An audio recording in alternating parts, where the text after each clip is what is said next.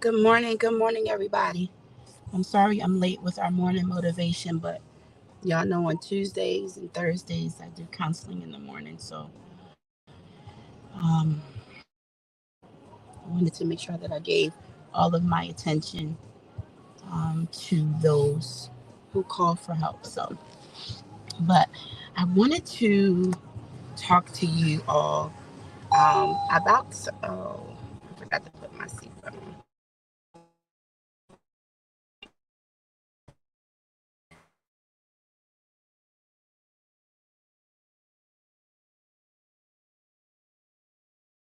It's a real thing. I do know that mental challenges and issues, disorders are a real thing. And I do know that maturity is a real thing.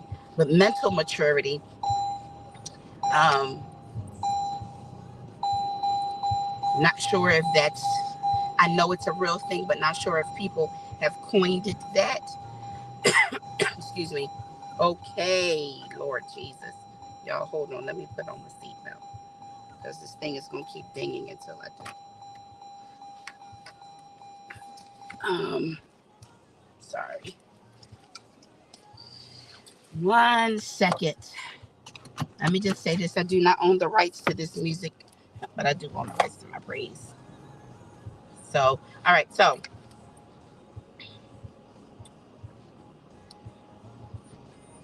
Jesus. All right. It's all good. So want to just for just a few seconds, and it was something that I observed about myself. I observed this about myself.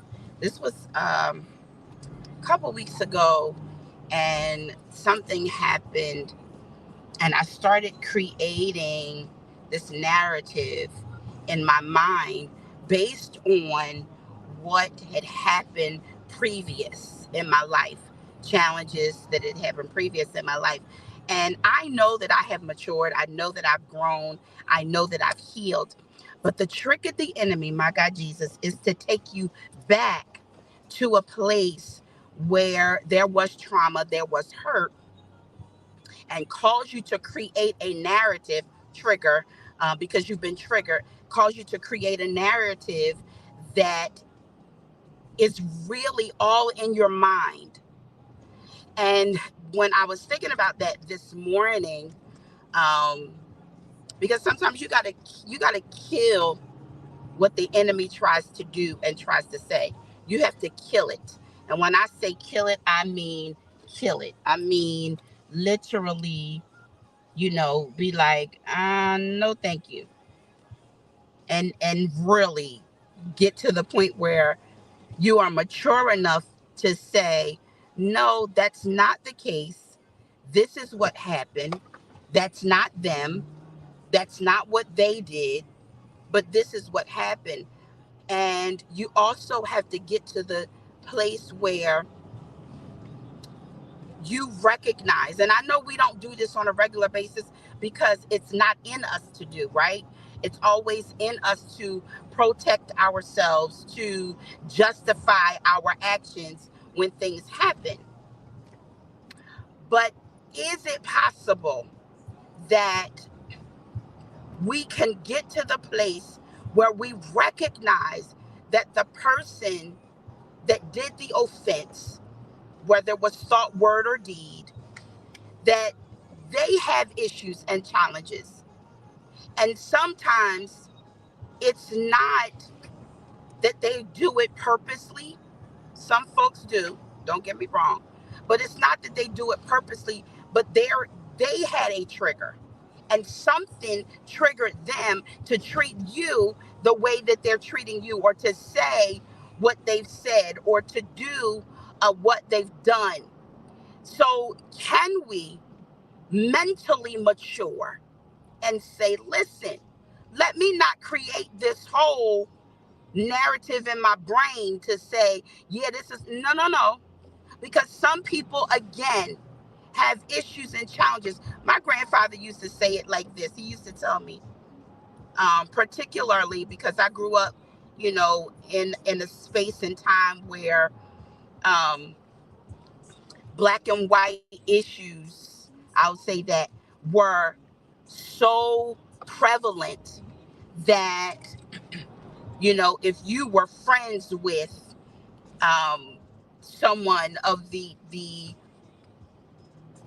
a different culture, like it was almost like you had to pick sides.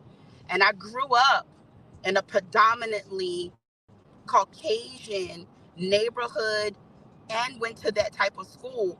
And so if you dated outside of your race, you lost your black card, or all of that kind of stuff. So at times, we create certain narratives when that's not the case, and my grandfather used to say, he used to tell me, because they used to call me the N-word all the time. And my grandfather used to tell me, he would say to me, he would say, baby, he said, you cannot help sick people. Sick people say things out of their mouths and they don't know what they're saying. They're sick. So don't try to explain. They need to go to somebody that can help them. So you don't have to try to explain who you are to a sick person. They're sick, and sick people say and do things that normal people don't. So I have come to the realization that when people do things and say things, they're sick. They have problems and issues that they don't want to get healed. And it is not always, and I say always because I do believe that there are times when God will bring folks in your life for you to be the example and to help. Not all the time. And you've got to be at a place mentally mature to be able to handle that and walk through that. If not, don't even worry about it. It ain't on you.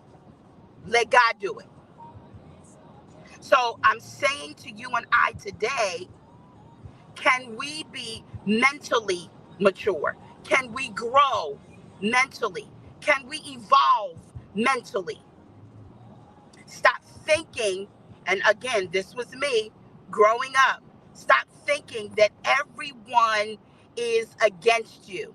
Everybody's not against you. Yes, are there people that don't like you? It's okay. They probably don't like themselves. It's okay. But you got to be in a mental space where you can say to yourself, it's okay, they're sick. I had to learn that. And even now at 56 years old, I'm still learning how to respond to people. There are times when you shouldn't have to respond. And don't. Your non-responsive answer, if that's a thing, speaks loudly. Me not responding speaks very loud. It says, I'm going to tell you a few things that it says. One, it says that I do not have time to deal with the drama that you're bringing. Two, it is a waste of my time and my energy. Three, I recognize that you have issues and problems. And wherein I am sorry and I want you to be whole, I can't help you. But you do need to go and get some help. And because I am one that will refer you, I'll help you. I'll send you to someone. All I'm saying to you and I today is, can we mentally mature? Mentally mature. When I think of mental, I think of disorders. And let me tell you something. Pastor Keon Henderson said this, and it resonated with me. He said, because he was talking about marriage, the wedding day. He said in the old days, he said it was the woman that waited at the altar, and the man walked down the aisle. And he gave scriptural reference to back it up. that we, the bride of Christ, we wait for him. And I think sometimes culturally we have said things and made things the Bible, if you will, or we've etched them in stone to say this is how it is, when in actuality it's not.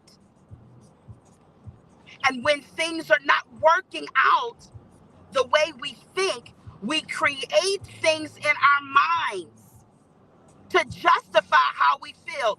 Absolutely not. Can we mentally mature, people? And I'm saying that because I'm talking to me too. Because I am not perfect.